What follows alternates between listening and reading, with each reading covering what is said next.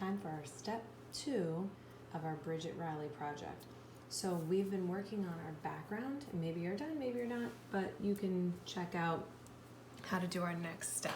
So I'm using this paper because I want to make sure that whatever shapes I create, I can glue onto the background, because we're going to be cutting the shapes out from here and gluing them on to our background. So we're going to start with a circle. Now, I know that a lot of times I hear people say, I can't draw a perfect circle. That's okay. If you can draw a circle as best as you can, that's fine with me. But if you are stressing out about it, find something in your house that is a circle. So I'm going to grab something that I found.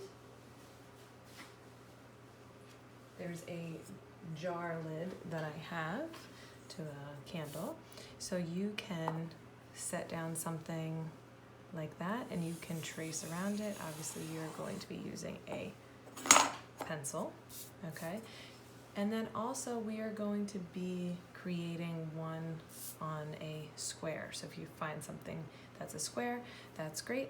If you'd like, you can just draw a square as best as you can. You can use a ruler as well, okay? So I'm going to show you 2 different ones, okay?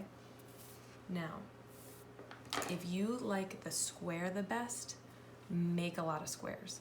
If you like the circle the best, make a lot of circles. If you want to do different ones, that's fine. You'll need about 2 or 3, but if you want to get saucy and keep on going, you can make more than that. So the very first thing that we are going to do is you are going to find as close to the middle as you possibly can and make a line. Okay? And then from that line, we're going to make curves. Now I like to make my curves going this way, and then I'll rotate my paper. You do it how you want. If it's easier for you to hold your paper this way and curve, it's totally up to you. So you're going to make curves like this. I'm gonna make another one right in here. So just starting from that top line every single time and curving. Now, what helps me is when I turn my paper and I do it this way. So I did 1, 2, 3, 4. So I'm going to do 4 again. 1, 2, 3, 4. Okay? Now, we have to turn it again and make another straight line. I'm sure you're already seeing some of the op art going on. You can do less lines if you want. That's just kind of what I started. Try to find about the middle. And then you're going to do the same thing. 1, 2, 3, 4. I like to turn again. 1, 2, 3, 4. Okay, now here's where it's going to get a little tricky when we have to start to color. So you are going to be coloring in. You can do the complementary colors. Hopefully your lines are a little less thick than mine. Using this Sharpie so that you guys can see does have an impact. So what I'm going to do now is I'm going to go row by row and do the opposites. So I'm going to start with this row: black, white, black, white, black.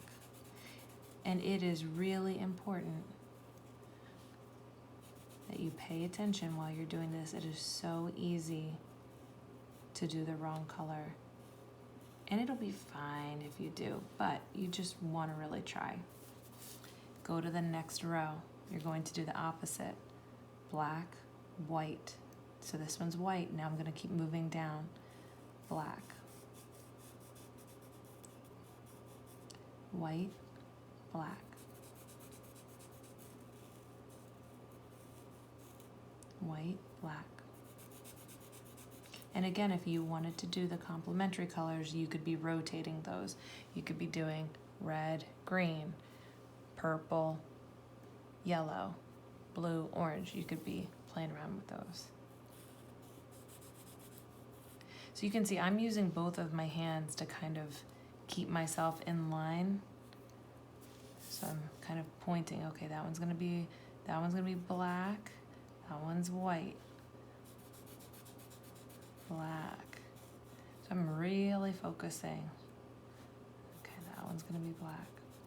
And you just keep on moving, keep on going until you have the whole thing colored in.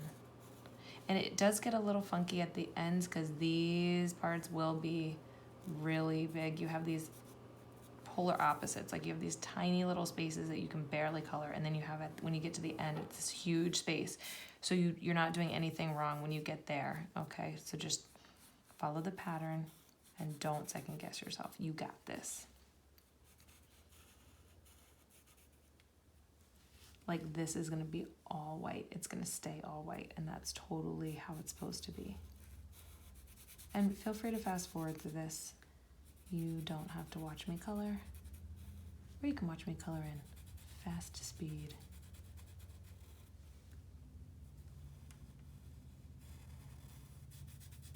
Carefully coloring in.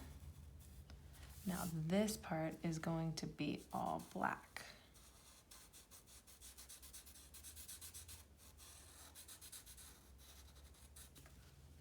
White, black, this gets a little tight in here. White, black, white, black,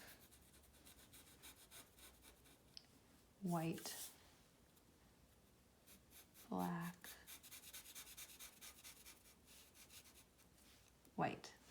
Okay, now I have to move to the other side and do that. Before I do that, I'm going to show you what to do on here. Basically, same thing, except here's what I'm going to do a little bit different this time.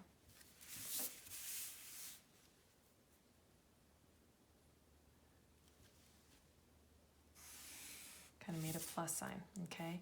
Now, starting from that corner, I'm going to make a triangular line. Like those were the curves, these are more triangles.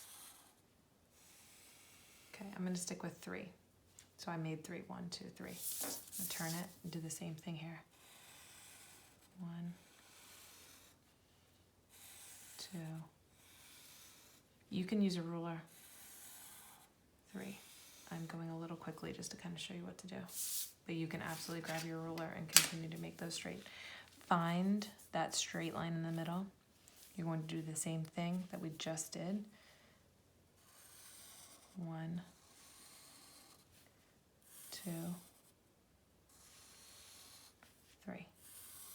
And again, my lines are very thick because I'm using this Sharpie. Your line should be thinner because you're using a pencil. 1, 2, 3. Okay. Same coloring technique. If this one's going to be black,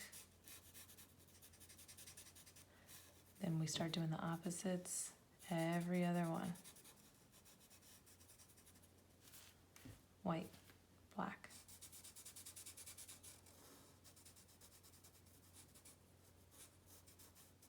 White, black. And you just work row by row and start working your way out. When you're all done with those, you are going to cut them out. Carefully cut them out. So obviously I'm not done. So as carefully as you can.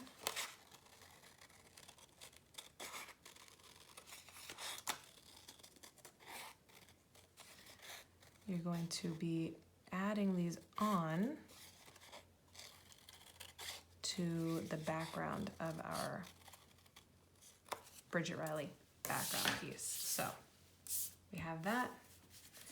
I'll cut out this one next, finish coloring them, and then I will show you a video later on how to put them all together. So far we have our background, and then we have our pieces that we're going to be adding on top. Remember to finish coloring before you cut them out. I just sped it up a little bit for you. All right, as always, enjoy and stay creative.